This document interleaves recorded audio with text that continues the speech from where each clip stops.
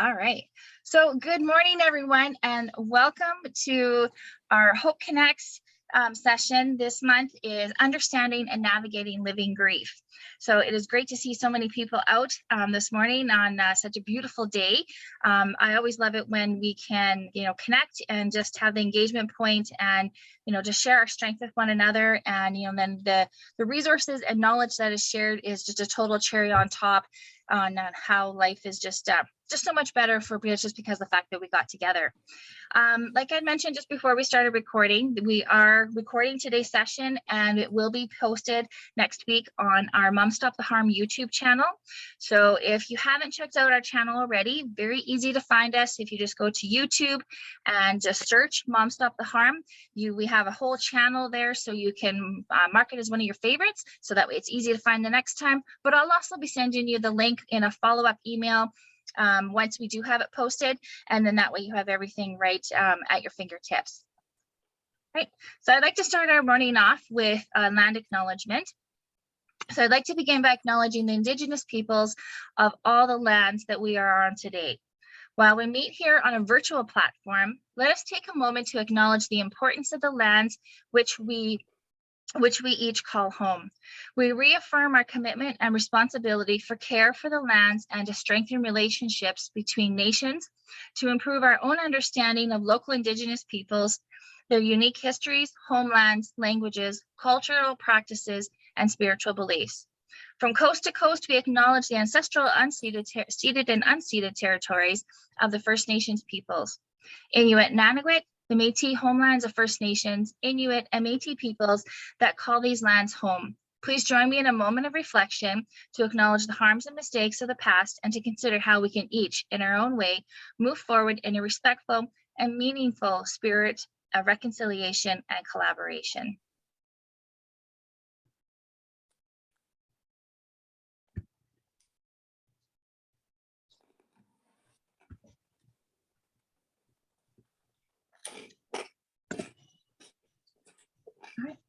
Perfect. So if everyone just wants to make sure that they are muted, then we should be good to go. And then that way we can hear our presenter with no problems. So definitely, on behalf of the board, we didn't have, I don't think we have any board members on hand, but at the same time, they always pass forward. There are, maybe we have a couple board members on hand actually, but I just wanted to say, they definitely bring their greetings and welcome everyone. And thank you for supporting our organization, and the fact that we can share that support back and forth is absolutely amazing. And, we do amazing things every day together. So a little bit just to let you know about the Stronger Together program. So we actually have sort of two Stronger Together programs. We have a Stronger Together BC program, which it's only separate because of the fact that they were able to get some provincial funding the year before we got federal funding. So we have Stronger Together BC and we have Stronger Together Canada. But we totally work together as a joint team, and we totally take care of all of Canada in whichever aspect, as far as making sure that we have our peer support groups connecting and setting up in each community as much as possible. So we have our Healing Hearts, which are for those who have lost a loved one to substance use, and of course Holding Hope for those who have a loved one who is maybe struggling or working on their recovery. So definitely the spirit of collaboration on coming together. We just identify as two different because of our funding, then we identify as two different groups, but we're definitely one big joint team, making sure that we are taking care of all of Canada.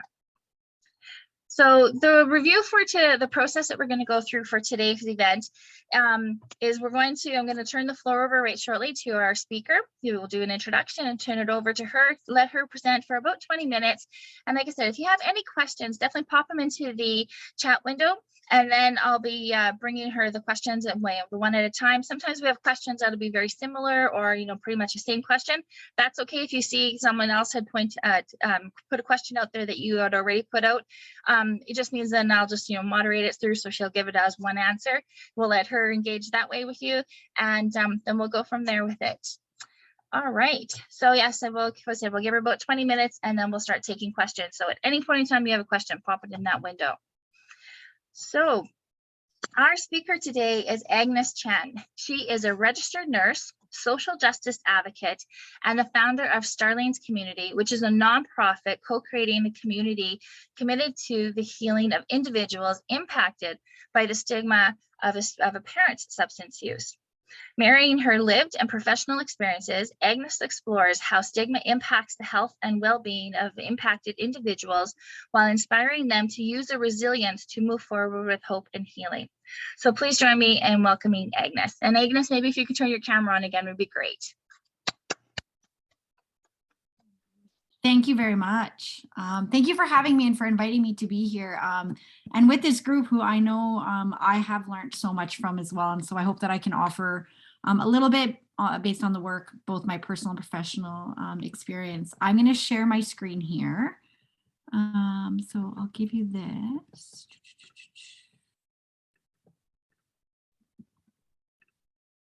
I was set up properly to quickly be able to share it, and there we go. Can everybody see that? Move this stuff out of the way. So as Tyler said, my name is Agnes. I want to give a little bit of history about myself. So to give a little bit of background about how I'm going to kind of talk about grief and navigating this living grief and understanding grief. Because I know we all come with really different experiences and there might be a lot of overlap. I'm a registered nurse, so I have worked in various settings, intensive care and local not-for-profits in Calgary. And I also grew up in a home with two parents who had an addiction. And so it was navigating, like many of us probably know, sort of that internal environment and sort of, I'll say a bit of the chaos and everything that happens within the home. And then as a registered nurse, I really saw sort of the deeply rooted ways that stigma exists within society. And I knew that as a child, and I knew that growing up with parents who had an addiction, how stigma exists without being able to put a word to it. But it didn't really come together until I became a nurse and was able to see and witness sort of all those ways that stigma really impacts us. And so this conversation today, when I talk about grief, is really marrying this idea of how does stigma impact our life and really prevent us from grieving the losses that we may have, both in the experiences that we may have if we grew up with parents who had an addiction, or in a home where our parents just didn't have that capacity to provide us with those secure and needed relationships that we had. And then of course, there's the grief of losing somebody. And so this is going to be sort of a broad, look at grief and how it may be impacting us. On the screen, so I'm the founder of Starlings Community. Our mission really is to co-create a community that can support the healing of individuals impacted by the stress and stigma of a parent's substance use. And right now there isn't anything sort of in this gap, and we know that that can really inhibit youth from reaching out for support because of how that stigma exists. And so we created this guidebook. It's long and comprehensive, but it was sort of the first one that we put out. It's 100 pages, but it really walks us through how does stress impact us? How does grief impact us? And then how can we move forward knowing we exist with this, these experiences and these feelings and emotions?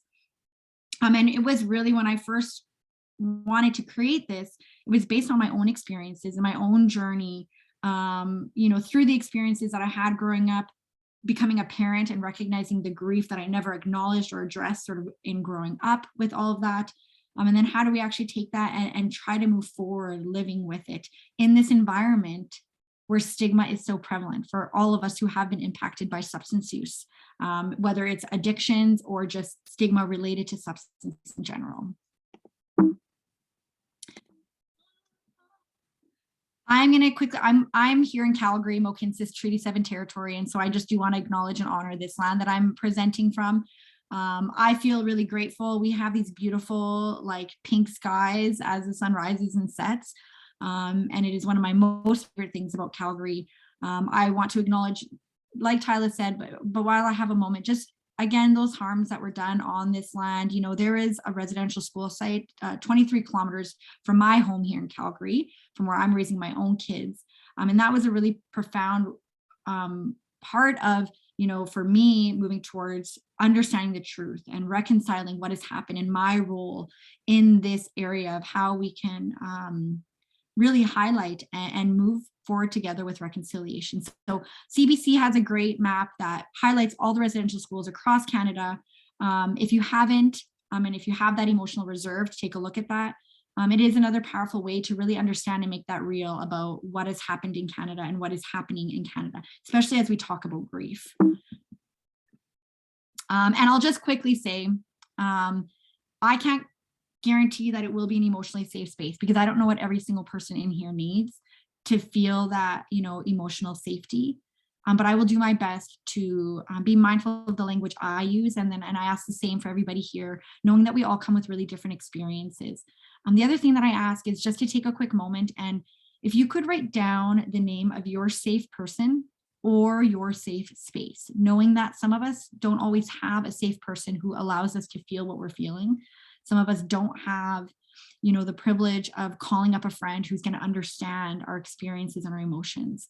So if you can just take a moment, if at any point you feel really triggered or overwhelmed with emotions based on what we're talking about, sometimes when we're triggered or we are overwhelmed, it's hard for us to think about what do I need or where do I need to go right now. So if you can just think about, is there a tree in your yard that you really love to go to and brings, you know, a sense of calm? The bathtub? Is there a friend? Or this space right here, if there's something you need from us. So write it down. 211, I always share that because we know they can connect us, but it's not the ideal place or person to connect with. So that's why I always say, where is that space that can help you to feel everything you're feeling? All right. So what is grief? It's complicated, right? And I think for many people who have experienced grief, we know that it's really complicated. I'm going to talk about grief just from, again, a broad context, because a lot of times, especially when we grow up in a home with parents who have an addiction, we might not realize or have the capacity to see or feel through a lot of the experiences that we have lost, maybe the relationships that we have lost. I know for me personally, until I became an adult, I have 4 kids, until I had my 3rd child, once I realized the overwhelming sense of grief I was carrying with me for everything I didn't have growing up, for the feeling that sense of hope and then losing that hope, it was just this constant feeling of grief. And then of course, if you lose somebody to substance use, that grief can become really overwhelming because stigma is so huge and it can impact the way we grieve and how we can be vocal and how we can mourn the losses that we've had, especially in a society that doesn't always understand or agree with us grieving the loss of a loved one. And so that is really hard. And a lot of people don't understand that. And so what is grief in a really simple sense? Grief is a normal reaction to the loss of anything we love. So yes, people, but it can be compounded by the ongoing losses we may have had in terms of relationships, maybe with a parent because of their substance use, the grief of losing opportunities and experiences that we may have had. A lot of youth have said, and I'll share some examples of what people have shared about what they wish they had, right? Having just being a normal teenager, not having to be responsible. Right. So what areas in our life are we grieving the loss of, that we might not even recognize or realize because we've never known that it was grief that was impacting us, that we didn't know we had permission to grieve these losses. I know for a lot of people that I work with, it's sort of that guilt of, well, I have so much now, I shouldn't be grieving that. That was before. But if we haven't created an opportunity for us to even acknowledge that we're grieving this loss, the sadness or the anger that we feel at this loss, we're not going to be able to work through it.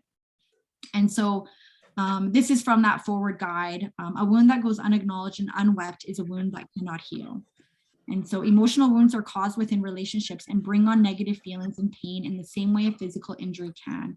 So sometimes I know for myself, it's true, and I know for a lot of people, we sort of downplay the grief that we might be feeling.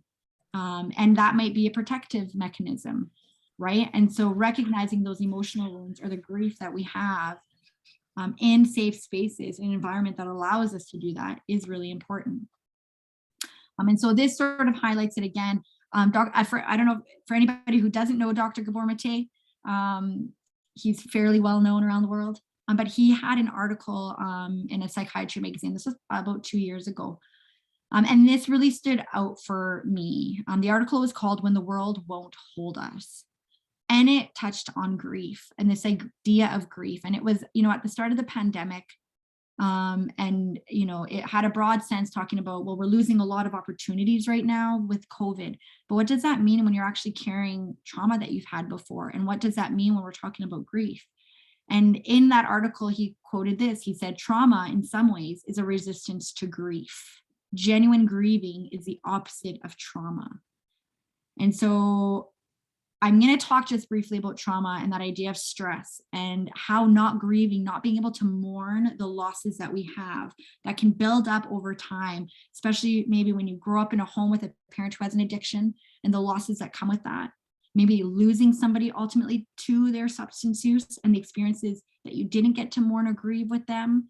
And then afterwards, trying to carry all of that in a world where stigma continues to prevent that mourning process or continues to re-traumatize or invalidate the mourning that we might have. And so trauma in some ways is a resistance to grief. So this is from that article again. So what can we do about that primitive agony that's ingrained in our nervous system? And so he says we can notice that it's there. We can allow it to be there. We don't have to run away from it. We don't have to turn on the TV set. Or if we do, let's do it consciously and say, right now, I'm so perturbed and I need a break. I'm going to watch the junk consciously and enjoy it. And so this is sort of, I'm going to chat about this more. It's just that idea of acknowledging it, acknowledging that it's real. And so what might that look like? This is again from that forward guide that I shared. We did a survey in the spring, and it was for individuals who had been impacted by the stress and stigma of a parent's substance use, to tell us, what were your experiences like? What can you convey the emotions that you're carrying that sometimes you don't get to? And so when we consider grief and knowing that it's the loss of anything we love, and specifically, the relationships, there's literature and science, it has a place within our stories, but that says, grief happens in bigger amounts depending on our attachment to what we've lost.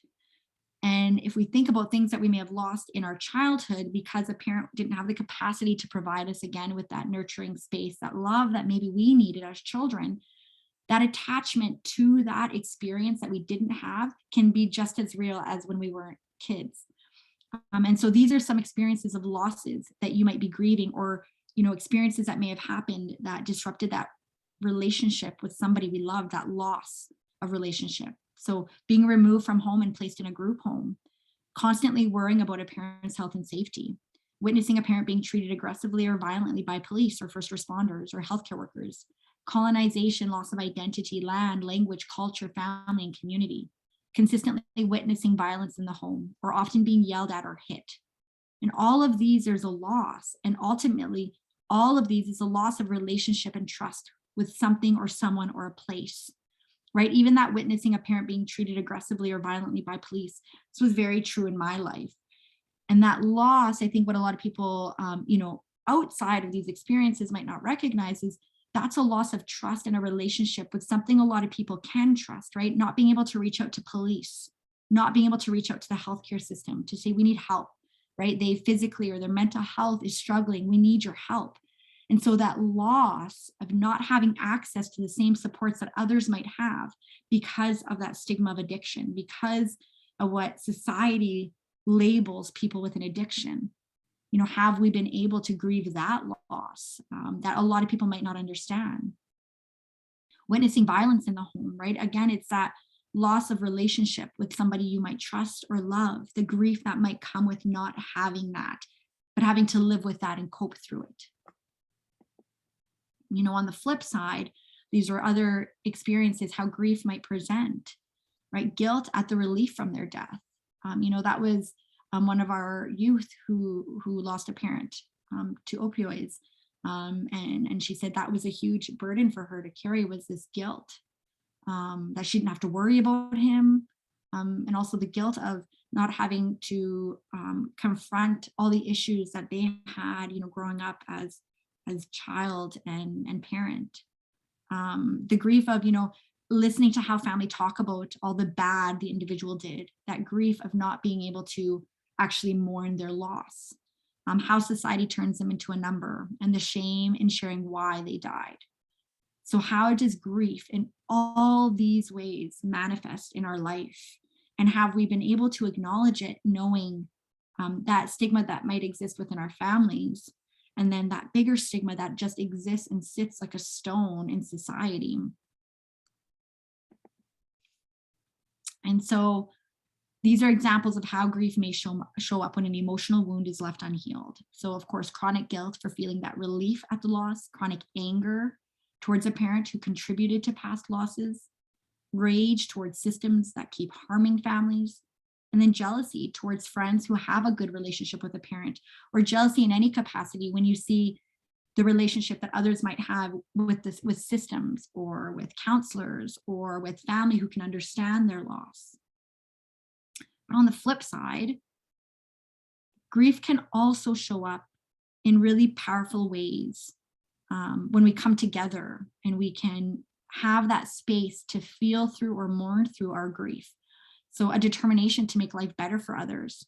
I mean, Mom Stop the Harm, I don't know if there's a bigger or better example of using grief for ways to transform not only policy and, you know, how leaders might look at loss from substance use, but also community. I have a friend, and she said it incredibly beautifully, you know, grief is best when shared. And that really rings true when we look at how grief might show up as stress in our life.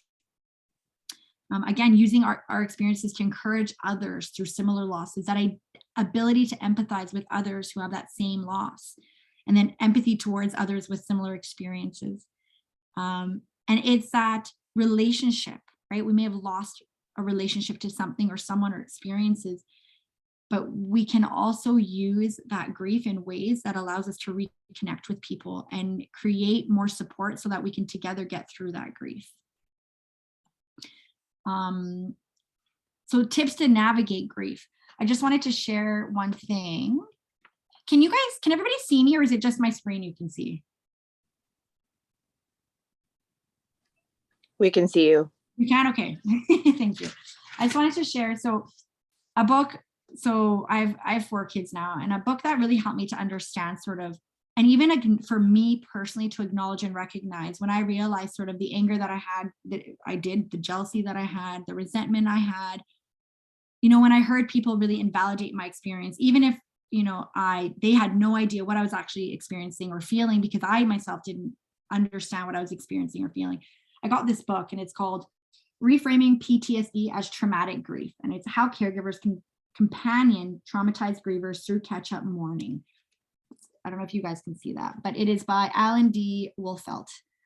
So it does talk, you know, it's meant for counselors to understand the grief process, but it helped me to really understand grief in a better way and how it relates to so many of the experiences that we might have. You know, mourning is an outward expression of grief. It is the key to healing.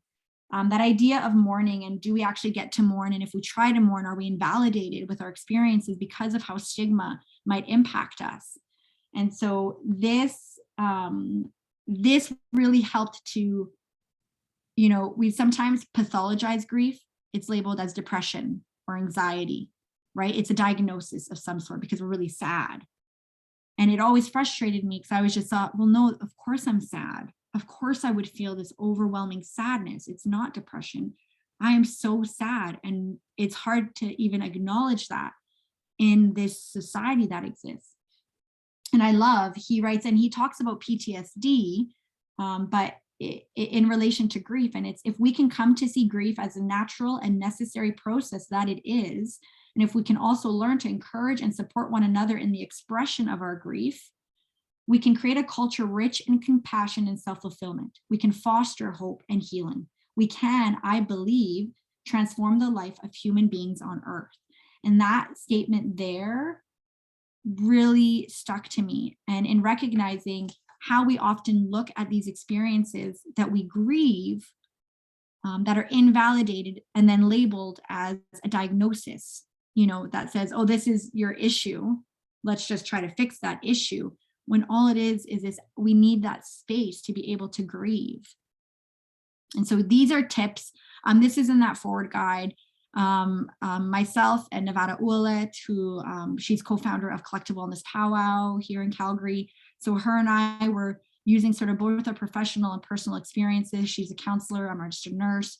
And really, how do we sit through this? And so the first thing, even as Dr. Gabor Mate said in that article, we have to recognize and acknowledge the losses that we haven't been able to acknowledge before.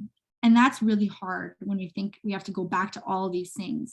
What loss did I have in my past that might be triggering these ongoing losses that are happening, or this ongoing validation that's happening in my life? Why can't I shake this? Right? It's because we are not supposed to shake it. We're supposed to feel it. So what losses haven't we acknowledged before, including childhood losses, such as missed birthdays and broken promises, even if they're from long ago? Don't compare. Often we look at losses that might have happened long ago, or we think this happened so long, why am I still feeling this? Or that was just something little, but we cannot compare or minimize our loss. Grief triggers our stress response. It tells us that, losing a relationship is stressful. And so we can't tell our stress response. We can't tell, how our body's reacting that this is ridiculous. Other people have it harder. Our body will not respond to that. Our body responds to that feeling of safety, and being invalidated, even if it's ourselves invalidating our grief, can trigger that stress because we're not recognizing or acknowledging it. And then sit with any feelings that come up without trying to stop them, including feelings of anger, resentment, or relief. And so do we actually give that space to sit with our feelings? Dr. Gomorrate in that article said, if you're going to go sit and watch TV, then that's fine. Acknowledge that you're doing that, but acknowledge that you're avoiding that grief and those feelings that come with that. And that's okay to do. We all do it, and it's a way that we cope. Is there an opportunity to sit with those feelings? I want to share, I have a really great counselor here in Calgary. And I remember she asked me about kind of working through this grief that I'm feeling. And what feeling is it that comes up for me? And I said anger and a lot of sadness, just this sadness that I can't work through. She said, okay, so when that feeling comes up, do you want to, when you're at home, do you want to acknowledge it and sit with it in that moment? Or do you want to pause it and put it away for later? And I was like, well, I want to pause it. I have 4 kids. I can't just sit and mope with them in front of me. And so she said, okay, well, I want you to think of a box. Think of a box that you can put this feeling into. Pick a box that you can put this sadness into. And it triggered my grief even more. And I told her, I laughed. I said, I don't want to put my sadness in a box. I feel like I've been doing that my entire life, and everyone's been telling me to put my sadness in a box. So the box I put it in was a beautiful glass jar that I put on my bedside table so I can talk to every morning. And that's what she said. She's like, talk to it, sit with it. And it was a process for me to sit with those feelings. And it might sound foo-foo, and it might not matter, but it allowed me that opportunity to simply acknowledge what I was feeling without trying to get mad at people who are invalidating it or bring up anything that happened, so long ago that I was still grieving. It allowed me to actually sit and just say, this is okay. The next part, and I know we hear it all, have compassion towards yourself, your experiences, and your feelings as you grieve. We often have so much compassion for people who are taking this journey because we know what it feels like, but it can be really hard to have that compassion for ourselves. I know for me, I didn't think I deserved that compassion. And so it was really hard for me to sit with that and say, have compassion for yourself and what you're feeling. It was really hard for me to not feel guilty for what I was feeling. And so it was this work in process. It still is. And then the last thing is, as I said before, and this was shared with me, Hajir, she shared this statement with me, grief is best when shared. And it's hard to find that person we can share with. And that's why, in the beginning of this, I said, where can you share that? That's a place. And so can you go out and shout it to the wind, right? Is there a river that you can connect with and allow a river to sit with that? Is there a rock that you can hold that can carry that burden for you? Where and who and with what and what space can we share that grief with over and over again so it doesn't feel like we're carrying it on our own. And this, again, it's simple, but ultimately it's we matter, right? The feelings that we have, we matter. And it is an injustice when we're not given that opportunity to grieve the losses that we had, especially when it's the death of a loved one. You know, especially in a system and society that is saturated with stigma, when a lot of people just don't understand that. We feel like we have to fight for permission to even say it out loud and grieve these, you know, experiences and losses that we've had.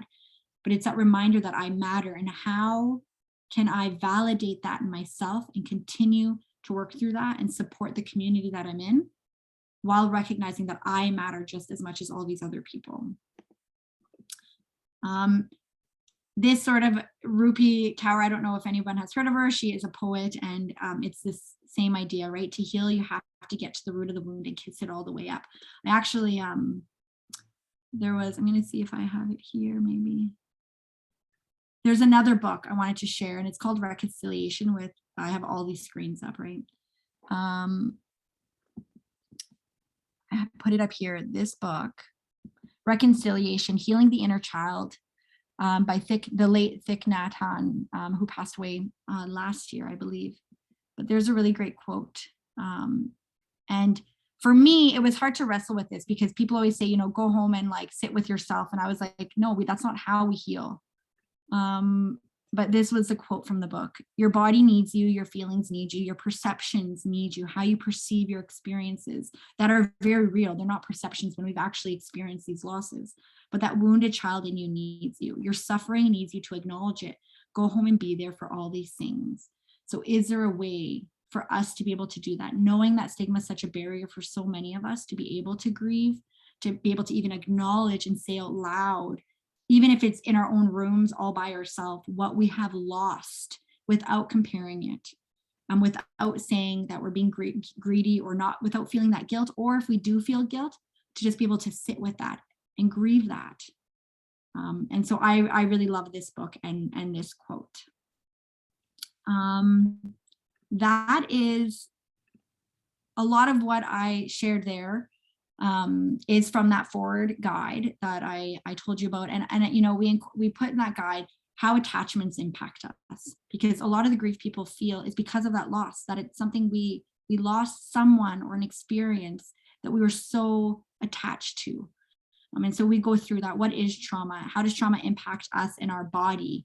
How does it actually impact our emotions and behaviors, and even our reactions? Because I know for me, I felt I carried this grief and it came out as anger or resentment.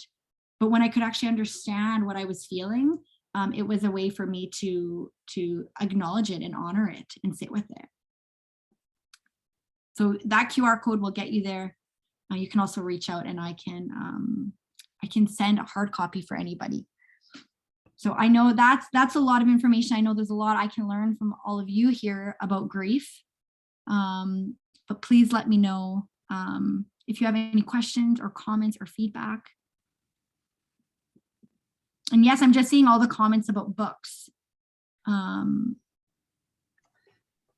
Yeah, so I just posted in the chat window as far as the Starling guide and books that you've reference to today. I'll include those links and attachments and such in my follow-up email with everyone, including the link for the recording for today. So I'll make sure that everyone has everything that's been discussed today to be able to check it out on their own time and really just have that deep dive. So we do have one question that's come up is, how do you find a good counselor that can help with this kind of problem? Absolutely. That's a great, the first time I reached out for a counselor, people kept saying, and I'm sure everyone here, people always say you should see a counselor, you could see a counselor. And I always thought, well, they're not going to get rid of what I'm feeling or experiencing. Like, how are they going to do that? And it was, a friend, said you should go, right? And it's this idea of what we're feeling and what we're sitting with inside of us that we might not even know we have to grieve. And so I went to go see a counselor, and I will be honest that my first experience was horrible, as I know lots of people probably have stories. Within 5 minutes, I was asked if I was high. I was called an enabler and told I was re-traumatizing my children. So finding a counselor who understands our experiences can be so hard and devastating.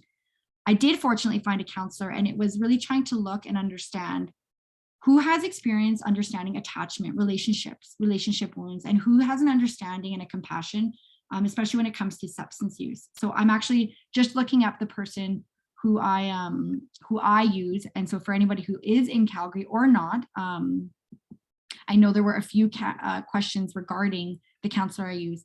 She actually uses animal assisted therapy and looks at it from a holistic lens. And that was really important to me, was is somebody stuck in sort of pathologizing, saying you have depression, which is what that initial counselor did. Okay, well, you have depression. We can't even work together because you are like overwhelmed at the thought of anything. And so it was like that invalidation of, oh, so I just have this diagnosis. So my suggestion is come with a list of questions. We are the ones seeking out counseling. They are working for us. So it has to fit our need. And so what questions do you want to ask the counselor? Like, do you understand how broken attachments, do you have that understanding of that relational trauma, people call it? So we often think it's for me, it was like, well, I grew up with addictions. My parents had, really big emotions and behaviors that they couldn't control. Do people understand intergenerational trauma? Does the counselor have that? How do they, is the counselor, another big thing for me is, do they stick to only one modality? So are they, this is the way that I work. We talk, and then we do this therapy session, and then we just continue it until you're better. For me, it was important that they had a wealth of knowledge in different ways to approach health and healing, because we're not boxes. We don't fit in a box. We're not square. We all have such a different journey and a different path. So if a counselor only sticks to one method, that might not work, right? And then it might invalidate us further. Like for me, that first counselor, I again thought, well, I'm broken. There's nothing actually that will help me. Someone's just going to label me, put me on medication, which is fine because medication has helped me greatly. But if we can come knowing, Kate, it's going to be hard to even bring up certain issues, but knowing they are there for us, they have to benefit us and our needs. So what is the need that you have? Are they able to work through that with you? Do they understand if it has to do with addictions?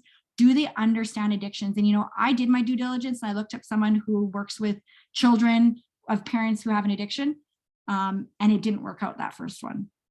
And so knowing, which is, I hate saying this, but knowing that first counselor might not work out. But if we have an idea of what do I need? And for me, it was, I literally just needed somebody to talk to, because I couldn't talk to my family. I just needed somebody to listen to what I experienced and to help me understand my story that could help me just feel through it. And I know that that's not like, here are 4 tick boxes, but really focus on what is it that I need. And we might not know that, but what is it that you are seeking counseling for? And then breaking it down into what would I need in somebody. This is a counselor I use in Calgary. Honestly, I don't work for her. She has been such a gift to me and my whole family. She uses animal assisted therapy. She has a holistic lens. She understands intergenerational trauma. And so I've never had to share my story. And I think that was a big thing. I have a belief that we shouldn't have to share our stories, but how can somebody help me understand my story and what I'm experiencing? And that's how she worked through it with me.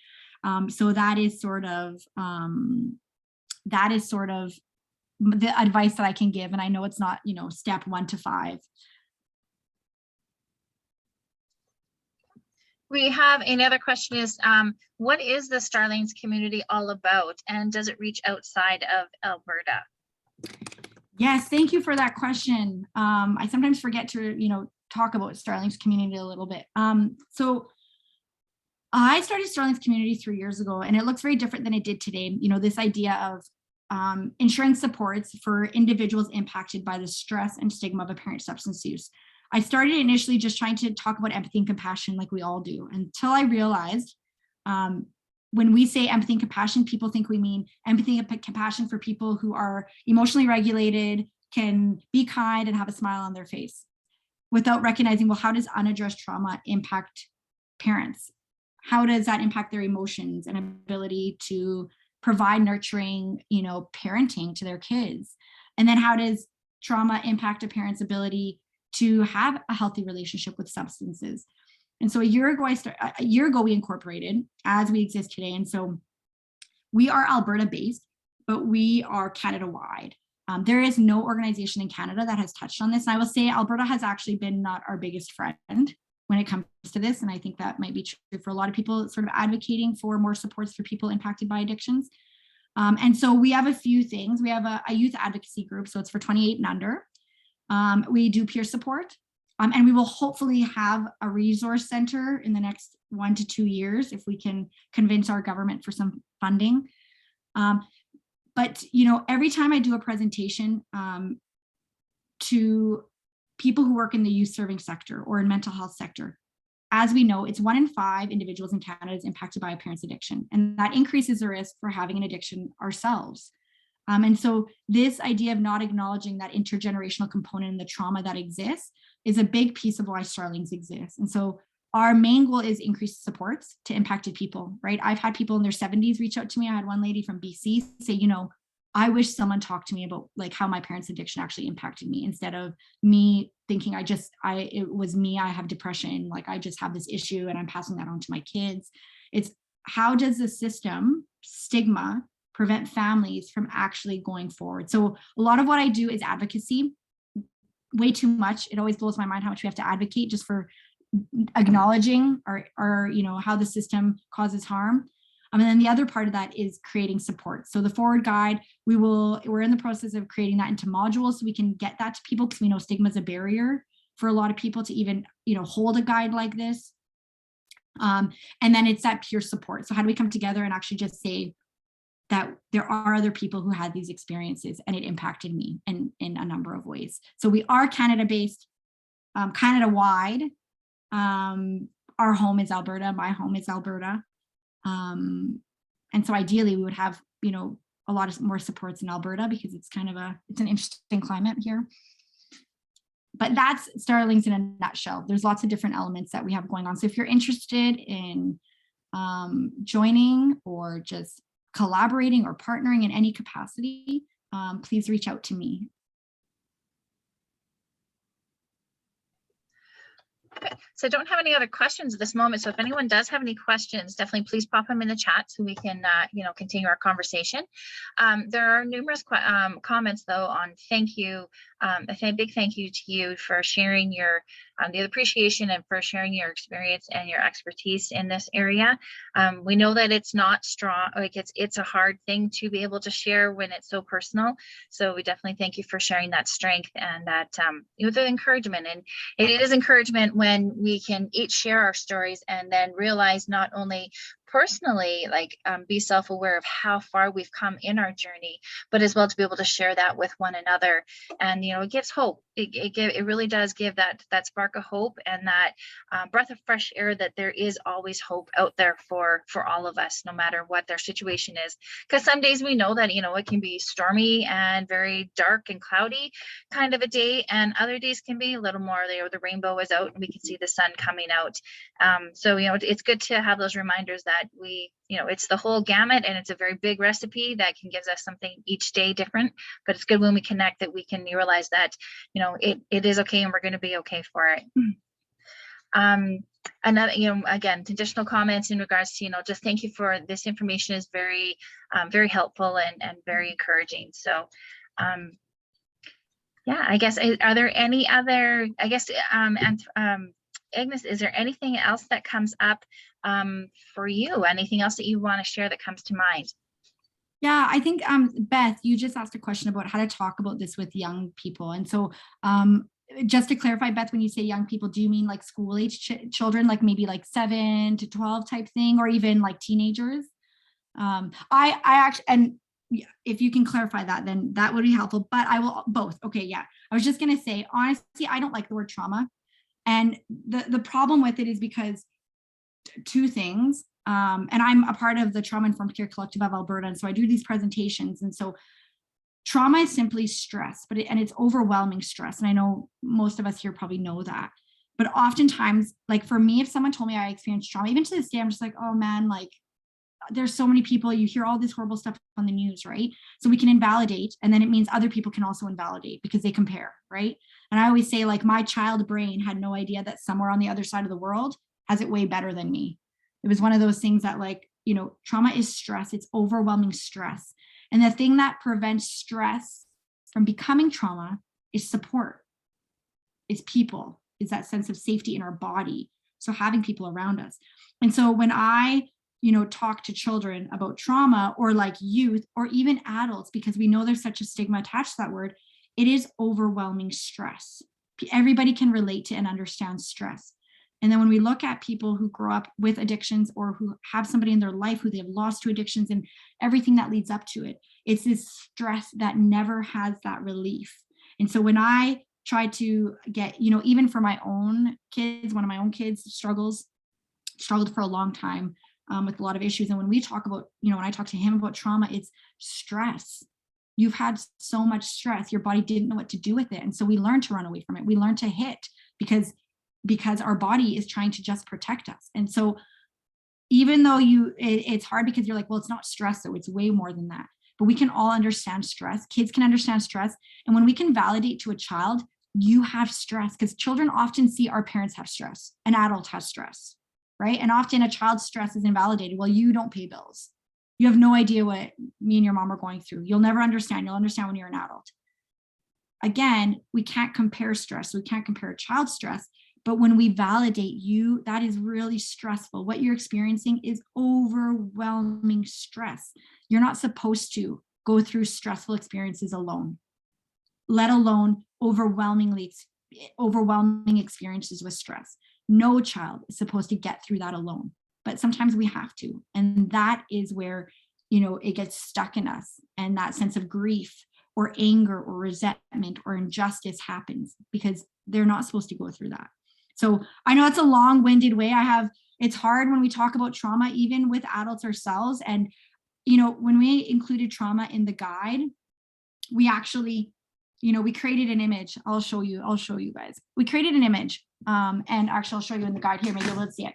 It was, how do we talk about trauma? Because sometimes we can get stuck in that, right? We can get stuck in talking about the trauma that we've had. And so this is that page, and I took it from there. It's like trauma. So what is trauma? And we talk about all these different experiences with trauma. But it's recognizing, what is trauma and how does it present? So it's like, trauma, is it mine to carry? So it's like someone with a backpack. These are my experiences, but looking at how deeply rooted that is, right? And that's our brain trying to rationalize what we experience. These are all the ways we can experience trauma or stress. So you can have stress that you experience, then you can have stress your family experience, your whole community, and then the whole, the whole country, the whole world. And just to give that idea of how much stress you're carrying. And then it's this idea, and this is the big piece of like, how can we talk about, we're carrying the stress, but what are we rooted in? And resilience. And so it's having this idea of how do we reframe trauma in a way that doesn't get us stuck in going over that trauma, like going over and we, our story, we're more than one story, we're more than the trauma. But when it's invalidated over and over again, we can't work through that. We can't get through it. So how, for a youth, can we talk about and help them acknowledge the stress they've experienced, validate that, and then show them how strong they are because of what they've already overcome, and how, help them to know they're not alone in that, and they don't have to carry all that stress on their own, so that they feel confident to reach out for support. I'm never short on answers or words, sorry.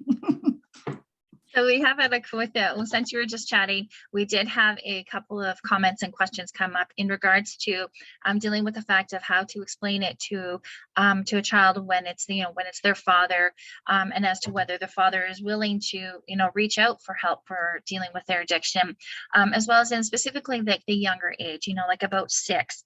I guess, could you add to a little more details in that capacity? Yeah, so the advice that I would give, and so when we look at it, like, so when I grew up, 6 was like, I remember 6 was the first time that I really started to recognize like the issue that my parents had and the lack of support that was in the community. And so if you're with a 6-year-old and you can see what they're going through, the biggest gift, I think, and from like the youth that we have chatted with, is that sense of understanding. That individual might believe it's their fault, because the biggest thing a child needs is that relationship. And addiction, we know, can rob children of that relationship with their loved one because of the substance use and the need to have that substance. we cannot control someone's substance use. So we can offer support. We can say treatment's available, or, hey, do you want to talk? You look like you're more stressed. We can offer that support, but we can't control that person's substance use. We can't say, you are harming your 6-year-old. This is devastating them. Do you not see what you're doing? And I know that's true in, my own family experiences with people who have young kids with substance use. We cannot control that. What we can control and offer children is understanding. We can remove some of that burden that they're carrying, because that child is likely thinking, I did something wrong. They might have even been told, you're stressing me out. I have to drink or use drugs, right? And so if we can help that child understand that this isn't you, you are good, and continue to validate that, and that your parent is struggling. And it's not taking away or creating excuses for the person with the addiction, but we cannot control the addiction. We cannot control the person and their substance use. So we have to find a way, knowing that this is real and this exists for that child, knowing we cannot change, their parent. What can we offer that child that will increase the supports in their life? How can we help them understand their experiences? Because we try to make sense of our experiences. And Dr. Gouvermente, I saw him present one time. He's got his compassionate inquiry training. And, it's when there's two truths. My parents are like ridiculous. They can't support anything, but they're my parents and they're the adults in my life. So that can't be true. So then the other truth must be, there's something wrong with me. And it's carrying that idea that there's something wrong with me. And that's why my parents are doing this. They don't love me. That's why they're doing this. There was, and I didn't show it, but one of the things, we're talking about grief is, and this was so true in the survey that we did across Canada from youth, that said, I wish somebody told me that I was loved and that it wasn't my fault. And this person talked about, they had really big behaviors. They were always angry, hitting. So they were always blamed. So they took that blame and said, it's my fault they're drinking, up until they became a teenager. So can you offer that youth just some understanding about addiction? They're not too little to understand.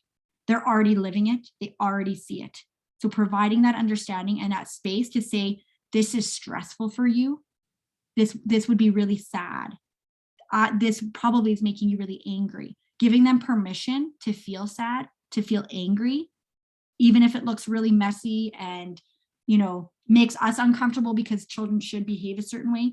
How can we allow them to feel what they're feeling and help them to understand what they're feeling and why they're feeling it? Linda, I don't know if that's helpful at all. I know it's a hard and complicated situation, and really challenging. Mm-hmm. So we just had another question pop up, is where do you go with an 8-year-old who has lost in death one addicted parent as well as living addicted parent? So much pain on those little shoulders. Oh, Nicola, yeah. The advice that I would give is, how can you increase the relationships, like healthy relationships in that child's life? So a few things. They've probably experienced a lot of, hardship already at 8 years old, like leading up their entire life. And so, even when in sharing all this, we know the support that we get from peers and whatnot, but sometimes it is, counseling. So is there an opportunity to connect with them with someone who might understand? If that other parent is, allows for that or is okay with it, or even talking to their parent and say, this is a lot of grief that they're experiencing. And that's hard, because a lot of parents don't want their kids to go to counseling because they're worried that the child will be removed from home, right? Will something be disclosed? And so I know that that's a really hard thing to wrestle with. But how can you increase the relationships, the healthy, good relationships in that child's life? And so ideally, one day we will have more supports for youth that age, that we can create that space where youth can talk about it. But knowing that child probably has learned to really hold in all the experiences, right? They probably already know you're not supposed to talk about this. Is there an opportunity? Are there other family members? Are there teachers that can provide that space, knowing everything they're carrying? Like, who can you reach out to that's in their life that will understand and can increase that positive relationship, that sense of safety and trust in them, even if it's not immediately that they can talk about it. everyone can get on board how the grief of a loss of someone can be impactful. So is there somebody who can understand the stigma that's around addictions and not cause more harm or pain and invalidate that child's experiences, but can again create that space? So, you know, in the community that they live in, is there a counseling group? I know there are, and these are private, and that's the thing I keep being told, oh, there's already organizations doing this, and all of them are private. So I, you know, if that's an option, I know that there's a Betty Ford Center. I don't like to give those recommendations just because they are private, but who in that community can they touch base with?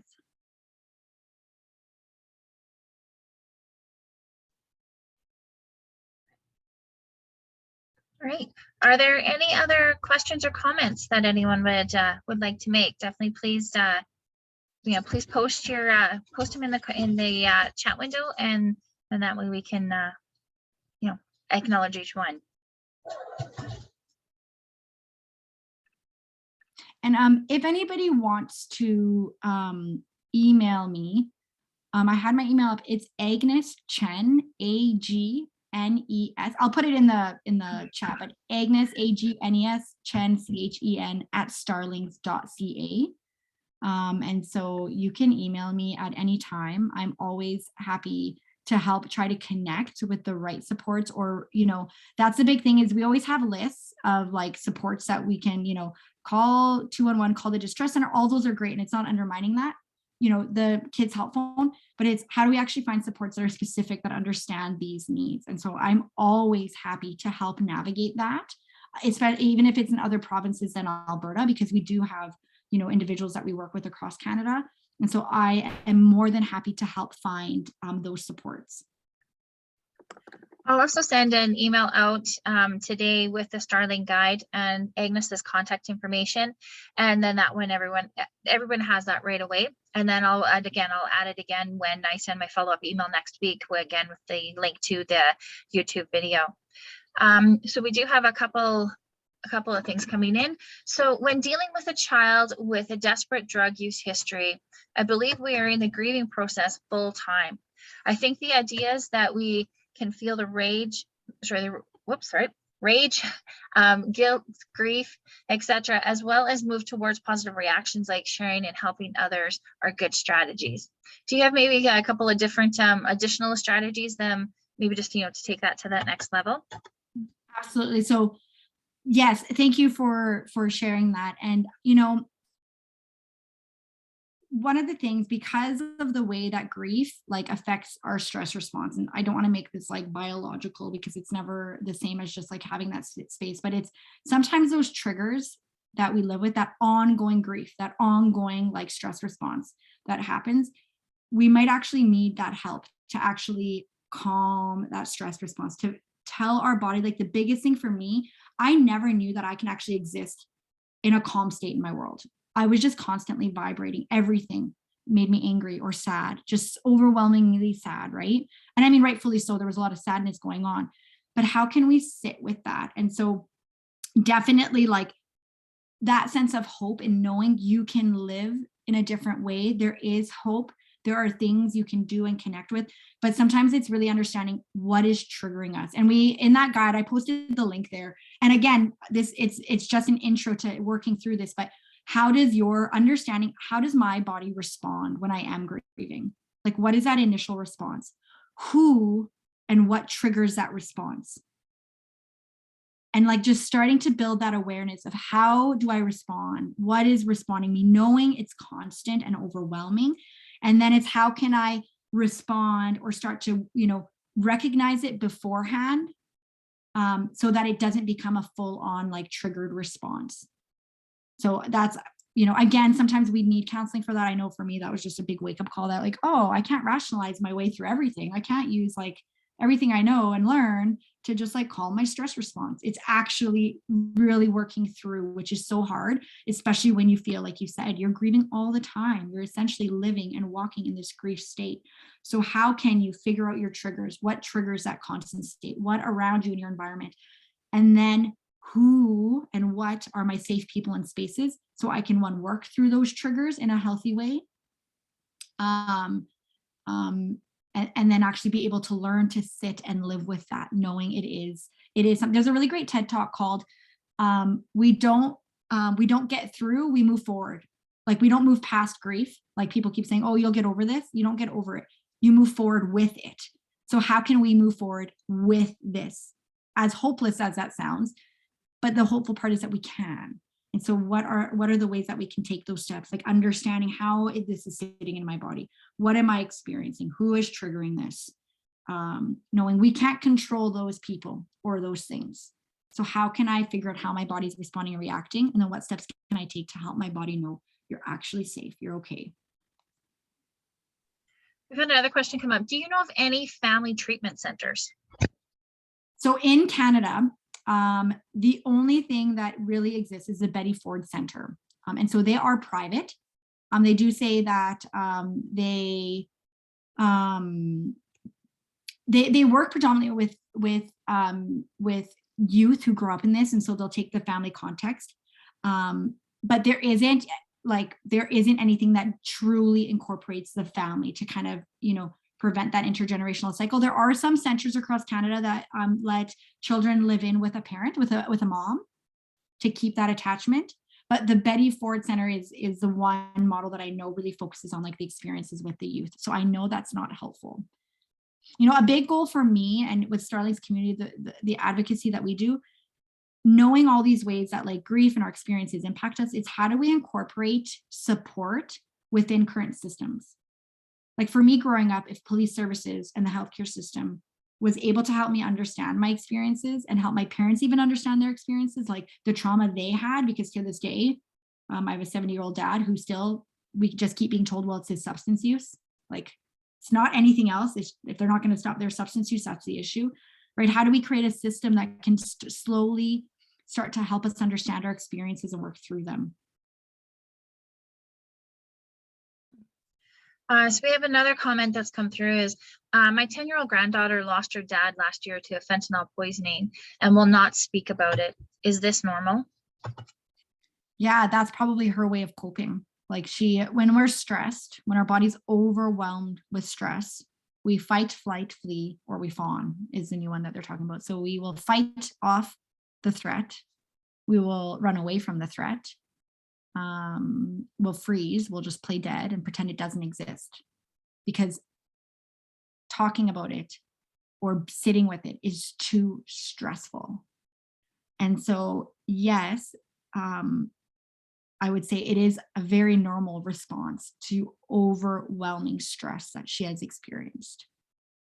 The next thing after that would be, is there a way, without knowing that it is so stressful that she will not talk about it, is there a way to continue to build that relationship with her, to sit with her, just so she knows that when she is ready to talk about it, to acknowledge it? So if you recognize maybe other areas that she's struggling in, so maybe you notice she's having way more outbursts, or the opposite, she's way more quiet, and you notice that, can you acknowledge that within her? Hey, you seem a lot more stressed. Like, acknowledge what she's experiencing. So she's mad about something, I'm trying to think, I have a 10-year-old exactly the same, so something happened at school with a friend, and in your mind, you're like, that's not like the biggest deal, but it's very big for you.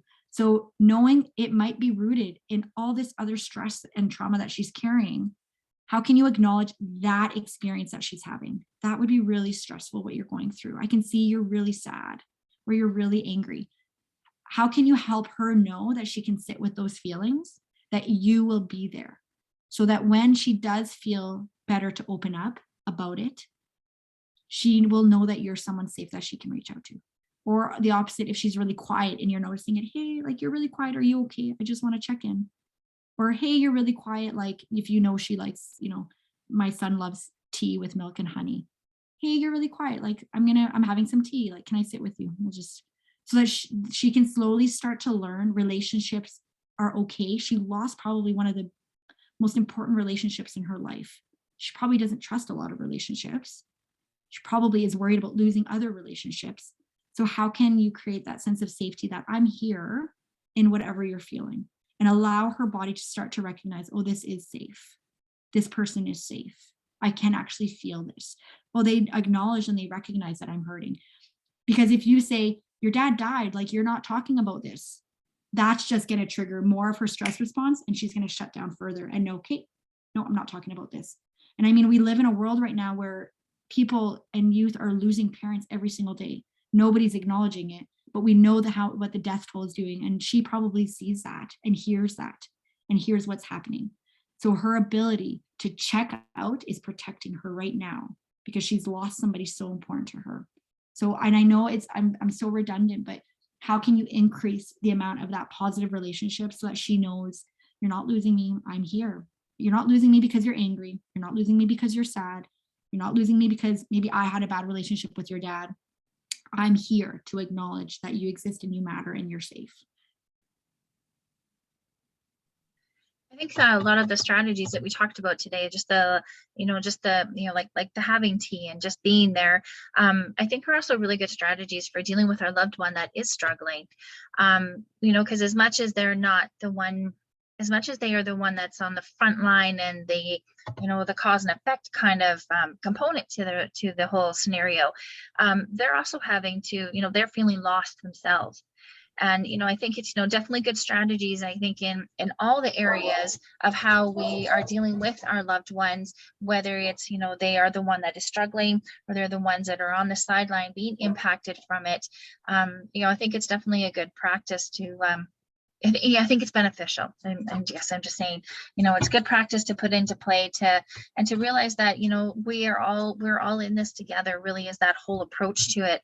And, my role is just to make sure we have tea to be able to sit down and just sit here and be okay in the quiet. Sometimes when it's quiet, it's very hard to, it becomes like the awkwardness, but if you're just sitting there and it becomes the comfort and it becomes the time to process and to just allow you just to be, which is very important. I don't see any other questions in our chat window. Definitely, if you do have some, we still have some time if you would like, if there is anything that's just burning. Oh, we do have one that's come up. I'm finding too difficult to talk to my children about the all and the children's graves being uncovered at the Indian residential schools. What should I do? Yeah, Beth, thank you. I think that's that's one, I can't imagine the grief that goes with that, right? And I think that's the trouble, is that it's all over the place, and it's good, everything that's happening, of course, and it's how to sit with that, knowing this grief is going to be continual again. Again, and I know, Beth, this isn't a good answer, but I think that power in community, connecting in other people who are grieving, and for the children, that you're around, for them to know that it's okay to feel sad about this. Like, it's okay to feel scared about this. And that continual sense of not saying like, invalidating what they're feeling, or saying like, Kate, like, being frustrated when they show that emotion. And it takes time, and sometimes that's inconvenient to sit with like all the grief that someone, especially children, are sitting with. But how can we create, again, that space, and also create opportunities for them to see, like, not the good that's happening from the uncovering, but, show them examples of people that are coming together, right? And that are mourning together, but in a way that's celebrating that they're able to like release some of this grief, to show that it's allowing some people in the community to feel seen in their stories, right? Which I know, like, it not in a way to invalidate and say you're not feeling sad, but how can you show them that sense of community and love of the community coming together and feeling this together? And then again, just always providing that space for them to feel that grief.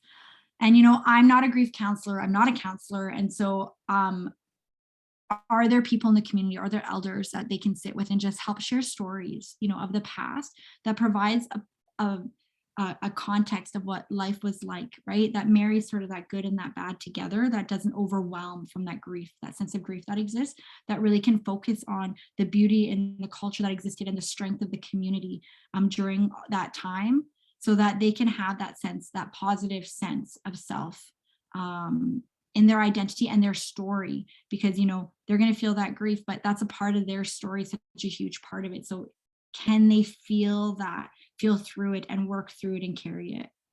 I know that. And Beth, I apologize. You know, I can't imagine what this time right now with everything, it's in the media so much, it's ongoing, everything that's happening. And so it's hard to get away from it. This sense of grief. So finding a way for youth and children to be able to feel that grief together with people that understand what they're experiencing, even though they might not be able to understand it.